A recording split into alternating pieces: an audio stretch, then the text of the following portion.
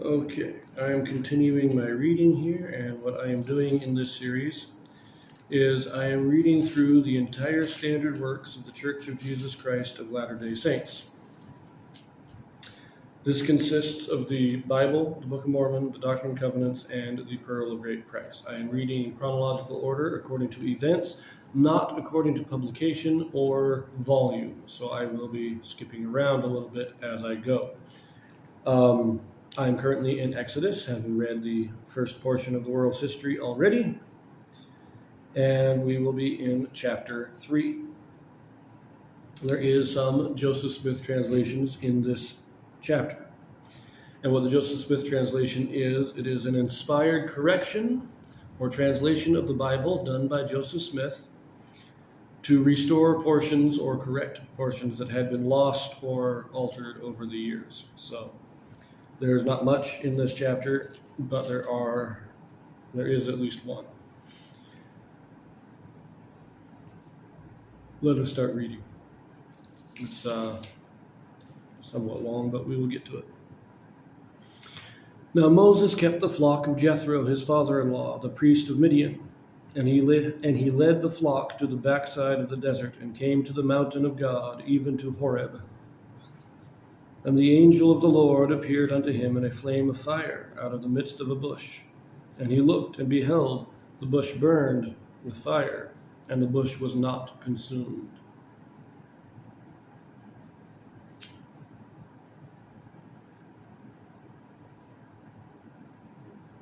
Okay, this is where we get our Joseph Smith translation. In verse 2. It says, the angel of the Lord. Joseph Smith corrects this to say the presence of the Lord. So this is Christ himself appearing to Moses. This wasn't an angel, this was God himself. In addition, the bush was not consumed is altered to say the bush was not burnt. So to be consumed would be completely destroyed. But Joseph Smith changed the wording to indicate not just that it was not completely destroyed, but that it was not damaged in any way. But that is our only Joseph Smith translation in this chapter. So let us continue. Verse 3. And Moses said, I will now turn aside and see this great sight, why the bush is not burnt. And when the Lord saw that he turned aside to see, God called unto him out of the midst of the bush, and said, Moses, Moses. And he said, Here am I. And he said, Draw not nigh hither. Put off thy shoes from off thy feet, for the place whereon thou standest is holy ground. Moreover, he said, I am the God of thy father, the God of Abraham, the God of Isaac, and the God of Jacob. And Moses hid his face, for he was afraid to look upon God. There you go. Very interesting. We don't know exactly how far away Moses was when he first sees the bush, but he says, I will turn aside and see this great sight. So he wasn't just right there. He saw it from some distance and approached. And when he got close enough, God said, oh, that's close enough, stop there. And it's also interesting that he is told to take off his shoes.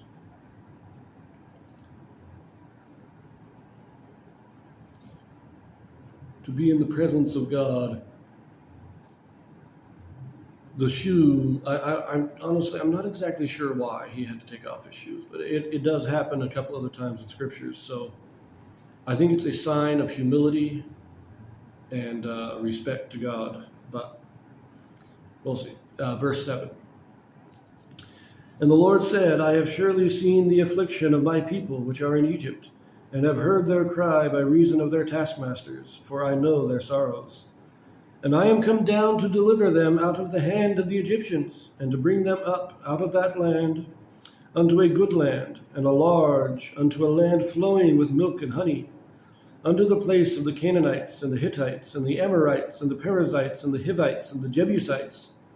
Now therefore, behold, the cry of the children of Israel has come unto me, and I have also seen the oppression wherewith the Egyptians oppress them. Come now, therefore, and I will send thee unto Pharaoh, that thou mayest bring forth my people, the children of Israel, out of Egypt. So there we go. God is acknowledging that he understands, he has seen the suffering of the Israelites, and he is sending Moses to deliver them. Verse 11, and Moses said unto God, who am I, that I should go unto Pharaoh, and that I should bring forth the children of Israel out of Egypt? And he said, certainly I will be with thee. And he said, certainly I will be with thee, and this shall be a token unto thee that I have sent thee. When thou hast brought forth the people out of Egypt, ye shall serve God upon this mountain. And Moses said unto God, behold, when I come unto the children of Israel, and shall say unto them, the God of my fathers hath sent me unto you, and they shall say to me, what is his name? What shall I say unto them? And God said unto Moses, I am that I am. And he said, thus shalt thou say unto the children of Israel, I am hath sent me unto you. And God said moreover unto Moses, thus shalt thou say unto the children of Israel, the Lord God of your fathers, the God of Abraham, the God of Isaac, and the God of Jacob, hath sent me unto you.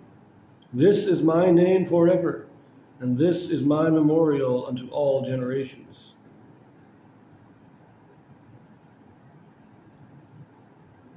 Go and gather the elders of Israel together, and say unto them, the Lord God of your fathers, the God of Abraham, of Isaac, and of Jacob, appeared unto me, saying, I have surely visited you, and seen that which is done to you in Egypt. And I have said, I will bring you up out of the affliction of Egypt unto the land of the Canaanites, and the Hittites, and the Amorites, and the Perizzites, and the Hivites, and the Jebusites, unto a land flowing with milk and honey. And they shall hearken to thy voice.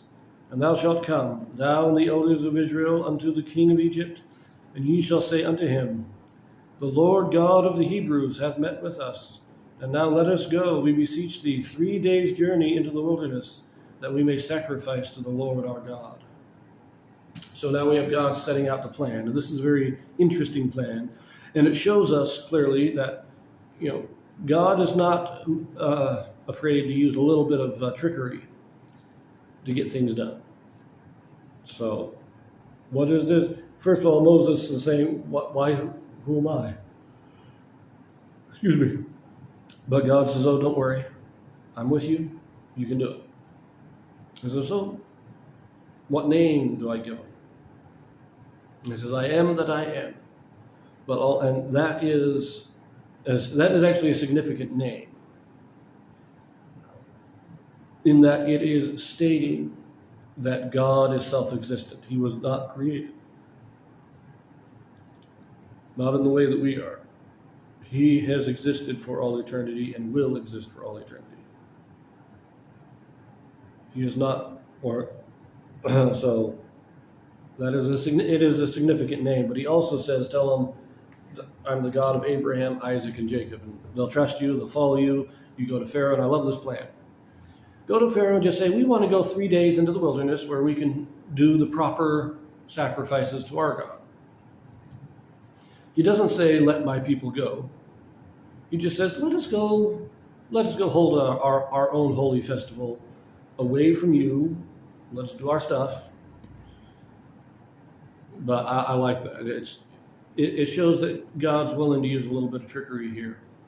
If the Egyptians went for it, do you think the Israelites would have just stopped 3 days in the wilderness? No, God would have had them come, because he said, you will lead them back to my mountain.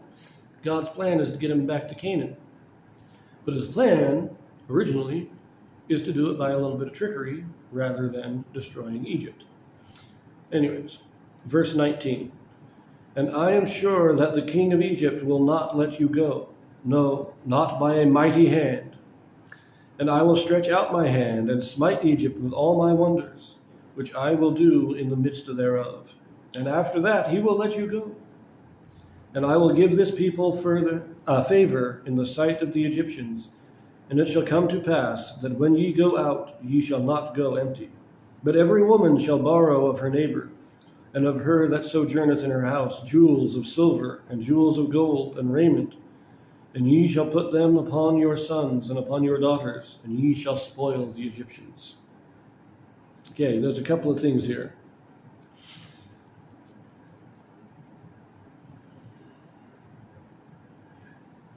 First, God has this plan. Yes, he's going to use a little trickery. And if the Egyptians go for it, then that's fine. But he said, Pharaoh's not going to go for it. And so we're going to decimate Egypt.